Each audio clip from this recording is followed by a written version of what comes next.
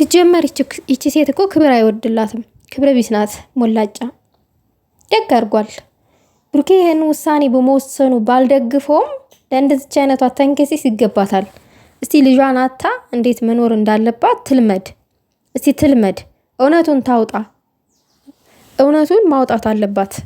ልፍስፍስ። ሰላም ውዶቼ እንደምን ቆያችሁልኝ? ሰላማችሁ ይብዛልኝ። ዛሬ ንግስታችን አልመጣችም፣ አማቻችን ግን መጥቷል። የመጣውም ጠጠር ያለ ውሳኔ ይዞ ነው የመጣው ማለት ነው። ያው እንደምናውቀው የሃይሚዬና የብሩኬ ጉዳይ በጣም አወዛጋቢ ሆኗል። አሁን ላይ በጣም ግራ እየተጋባን ያለ ነው። ሁላችንንም ምን መወሰን እንዳለብን ሁላ ግራ እያጋባን ያለው የነሱ ነገር ግን ውዶቼ ይችን ልጅ ነጥቆ ወደ አዲስ አበባ ዝም ብሎ ከሚወስድ ዲኤን ምርመራ ቢያደርግ በድጋሚ ጥሩ ነው ባይ ነኝ። አንደኛ ሁሉ ነገር ይጣራል። ብሩኬ ግን ይሄንን አልፈለገም። በድጋሚ ምርመራ አላደርግም ነው ያለው። ብሩኬ በድጋሚ ምርመራ ብታረግ ያንተን ስም እስከ መጨረሻው ታጠራለህ እንጂ ምንም የምትጎደው ነገር የለም። ልጅቷን ወሰድካት፣ እሺ አዲስ አበባ። ይቺ ሴት እኮ ቀጥታ ትመጣለች። ለምን? ቤታችሁን ስለምታውቀው። እርጉዝ ሆና ሰተት ብላ የመጣች አሁን ባዶ ሆዷን ሆና የምትመጣ ያቅታታል ብለህ ነው? አያቅታትም። ሰተት ብላ ነው የምትመጣው። ይሄ ደግሞ ሞር ለሃይሚ ችግር ነው የሚፈጥርባት፣ ጭንቅ ነው የሚሆንባት፣ ያስከፋታል እንጂ ሃይሚን አያስደስታትም። ስለዚህ ይሄ ውሳኔ እኔ ጥሩ ነው አይደለም። ቢያንስ እንኳን ልጅቷን ወስደህ ሌላ ቦታ ከሆነ የምታስቀምጣት የምደግፈው ውሳኔ ነው። ያኔ ሲጨንቃት እውነቱን ልታወጣ ትችላለች።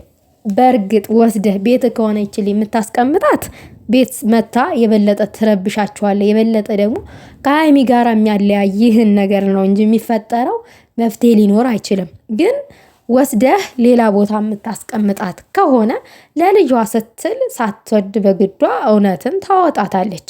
ምክንያቱም እዚህ ጋር አንተ ምንም ባላደረግከው ነገር ተወቃሽ፣ ተሰዳቢ፣ እንደገና ደግሞ የምትወዳትን ፍቅረኛህን እያሳጣህ ነው ያለው ይሄ ነገር ማለት ነው። እና ስንት ዋጋ የተከፈለለት ህይወት በአንድ ቀን በአንድ ደቂቃ ማጣት ከባድ ነው ውዶቼ። እንደ ቀላል ነገር አትዩት።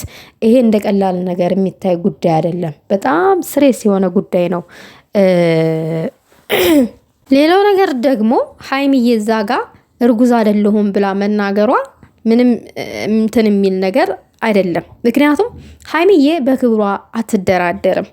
በጣም ጠንካራ ሴት ናት። እንደዚህ በክብሯ የማትደራደረዋ ሴት ናት። ስለዚህ ስሟን ማጥራት ስላለባት ነው። አንዳንድ ሰዎች የእሷ ጠላት የሆኑ ሰዎች እንዴት ሳታገቢው እንዴት ሽማግሌ ሳይላክ ልታረግ ይቻልሽ ብለው ወቀሳን ስለሚሰነዝሩባት ለስሟ ለክብሯ ስትል ይሄን ነገር ማጥራት ስላለባት አጠራች እንጂ ብሩኬ አንተን ለመጉዳት ፈልግ አይደለም፣ ለሌላ ነገርም አይደለም። ነገሩን ፌር አድርገህ መረዳት ነው ያለብህ እንጂ ወደ ሌላ ነገር ባትወስደው ጥሩ ነው ማለት ፈልጋለሁ። በዛ አጋጣሚ ነገር አትወስደውም።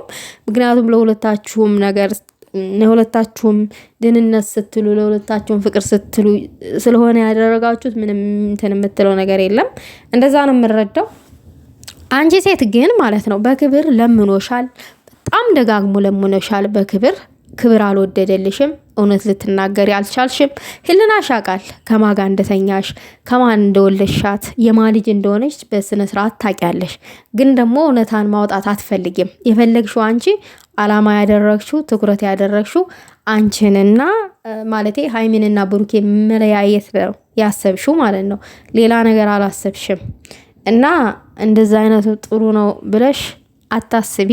ጥሩ አይደለም። ሰው ፍቅር ማበላሽ፣ ሰው መለያየት ጥሩ አይደለም። እንደዛ አይደረግም። ትልቅ ሰው ነሽ። የሰው ፍቅር ያስደስታል እንጂ የሰው ፍቅር መበታተን፣ የሰው ፍቅር መለያየት ጥሩ አይደለም። ዋጋሽን ታገኛለሽ በምታገኝበት መንገድ። በልጅሽ ትፈተኛለሽ። ሴት ወልደሻልና ማለት ነው። በዚህ ሴት ልጅሽ ትፈተኛለሽ። ሁሉንም በሴት ልጅሽ ታገኛለሽ። እና ብሩኬ ደግሞ እንደዚህ ጠጠር ያሉ ውሳኔዎች ስትወስን በጣም ደስ ይላል።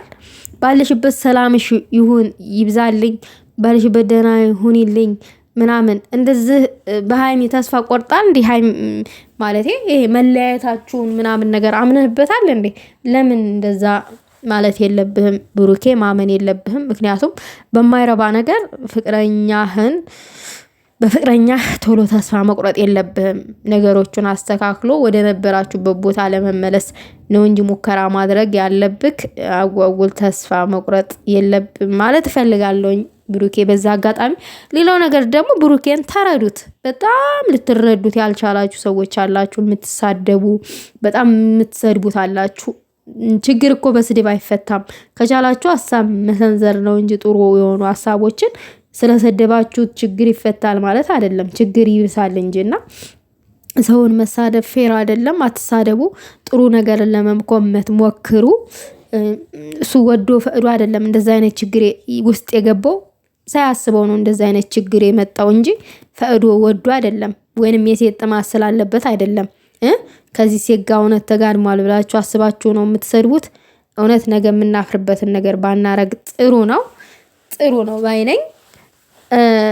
እና ብሩኬ በድጋሚ ዲኤንኤ ምርመራ አድርግ እንጂ ይችን ልጅ ይዘህ ቤትክ መቀመጥ የለብህም። ምክንያቱም እስከ መጨረሻው አንተና ሀይሚ ስትበጠብጥ እንጂ የምትኖረው ለአንተና ለሀይሚ ምንም ደስታ አይፈጠርም። ይችን ልጅ ይዘህ መቀመጥ ምንም የሚፈጥረው ደስታ ነገር የለም።